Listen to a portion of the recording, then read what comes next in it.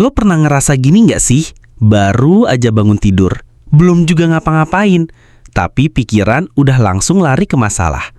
Ingat omongan orang yang nyakitin kemarin, cemas soal kerjaan nanti siang, atau nyeselin kesalahan di masa lalu.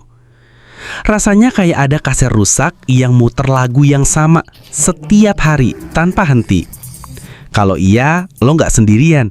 Dan ternyata ini ada penjelasan ilmiahnya loh. Selamat datang di Bertumbuh Bersama, channel di mana kita bakal kupas tuntas berbagai cara biar hidup kita bisa lebih baik selangkah demi selangkah. Di video kali ini, gue mau ngebahas kenapa kita bisa kejebak dalam siklus pikiran negatif yang itu-itu aja, dan gimana cara literally menciptakan masa depan yang kita mau berdasarkan ilmu dari ahli neuroscience Dr. Joe Dispenza.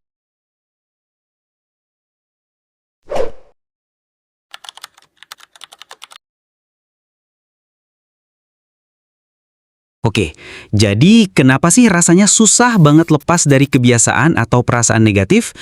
Jawabannya ada di dua hal ini, program bawah sadar dan keadaan emosional kita.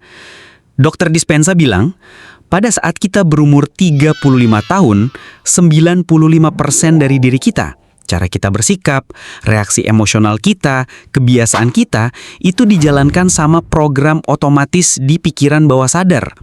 Cuma 5% aja yang kita jalanin pakai pikiran sadar.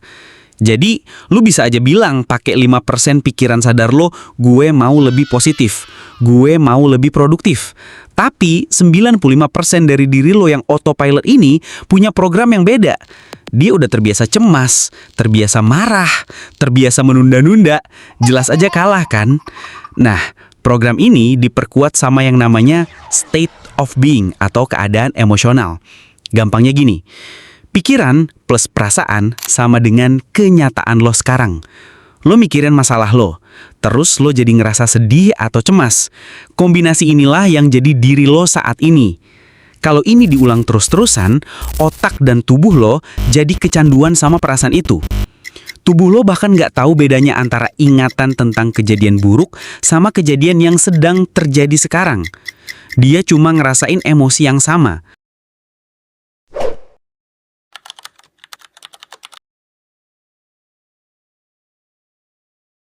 Terus kenapa kita nggak bisa langsung ubah aja program pikirannya? Karena ada dinding yang ngehalangin, yaitu pikiran analitis kita. Pikiran analitis ini kayak satpam yang misahin pikiran sadar sama pikiran bawah sadar. Dia selalu menganalisis dan skeptis. Saat lo mau coba sesuatu yang baru, si satpam ini langsung bilang, jangan, bahaya.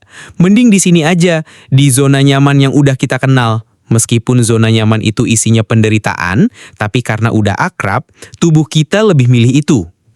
Makanya pas lo coba meditasi atau mau mulai kebiasaan baru, tiba-tiba hidung jadi gatal, keingat cucian belum diangkat, atau mendadak ngantuk. Itu bukan kebetulan, itu adalah trik dari tubuh lo yang lagi protes karena diajak keluar dari program lama yang familiar.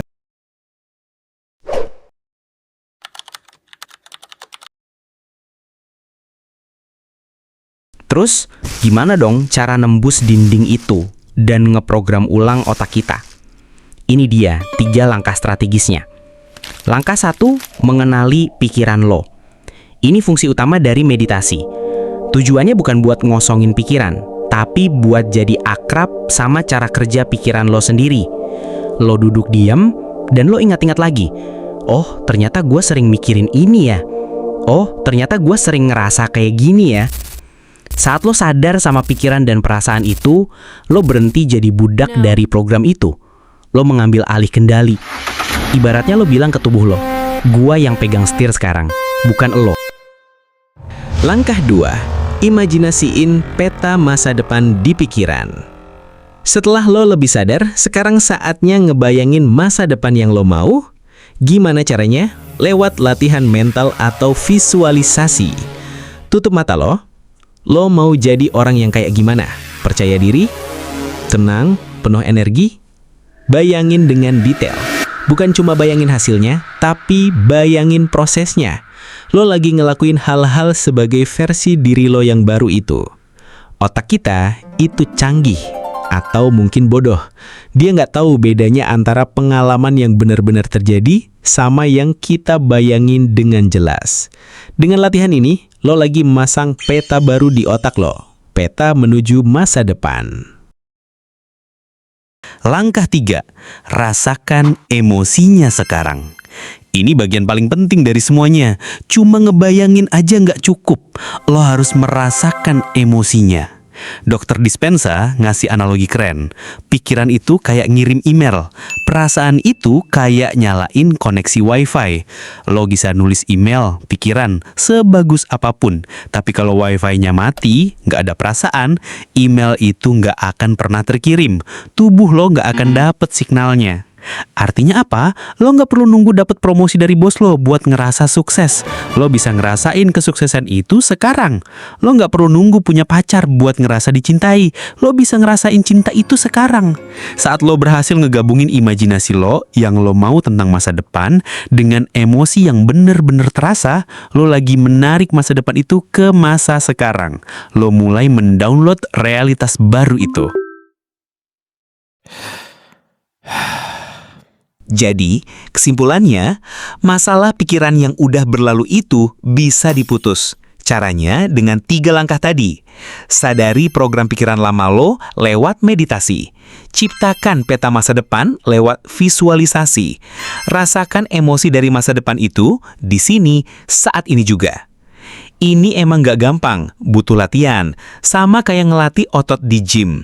Tapi kuncinya adalah lo sadar bahwa lo bukan korban dari masa lalu lo, tapi lo adalah arsitek dari masa depan lo.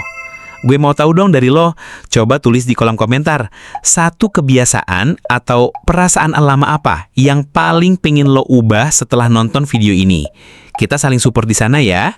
Seperti biasa, kalau lo ngerasa video ini bermanfaat, jangan lupa buat like, support kami dengan subscribe channel Bertumbuh Bersama, dan share ke teman-teman lo yang mungkin butuh ini juga. Gue Anca, sampai jumpa di video berikutnya.